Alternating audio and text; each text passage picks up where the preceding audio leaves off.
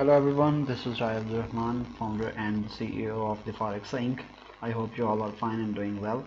Welcome to the second episode of How to X, and in this episode we are going to discuss one of the most important questions asked by the new Forex traders, that how many Forex pairs should I trade or keep an eye on in start of my trading journey. So before we head to the topic itself, subscribe to our channel and press the bell icon to stay tuned and never miss another update of any of the amazingly inspiring and useful content that we are producing for you guys day in and day out. And obviously don't forget to join our Telegram community from the link given in the description of this video so that you may benefit from our lifetime free signals, analysis, educational content, market updates, news, and much more. So let's dig into the question right away. As you know that Forex trading is performed in pairs. You buy a pair when it's low and sell when it's high. When you buy a pair, that means you are buying X amount of base currency against the quote currency. So the new traders are always confused about how many pairs they should be trading in the first few days, weeks, months, or years of their Forex trading journey. And that's exactly what we are going to find out now. Choosing which currency pairs to add to your watch list is a personal decision. We all have certain pairs that we have come to know and even pairs that have become our favorites. However, I figured I would give you the list of currency pairs on my watch list. This might be especially useful if you are new to trading Forex and need some direction on building a solid watch list.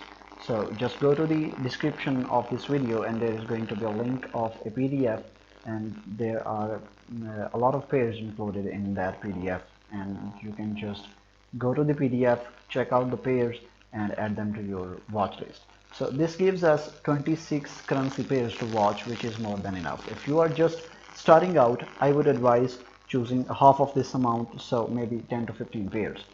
And I know a lot of experts out there advise on starting with just one or two pairs and then expanding your selection as you become comfortable. I repeat, I do not recommend doing this. In fact, it's a quick way to blow an account if you are just starting out. And you know why? It's because even the most experienced and disciplined traders get itchy fingers every now and then. In other words, we all want to trade. After all, that's why we are here. If you only have one or two currency pairs to watch, the valid price action setups are going to be far and few between. Before you know it, you will be convincing yourself that setups exist just so you can get in a trade. Now, if you have 10 to 15 currency pairs to watch, even if you get itchy fingers, you at least have a much greater selection to choose from. Therefore, your chances of finding a valid price action setup increase exponentially. A great selection to choose from means you can be more selective, which is exactly what we want. Like everything else in trading, it's important that you find the currency pairs that work best for you.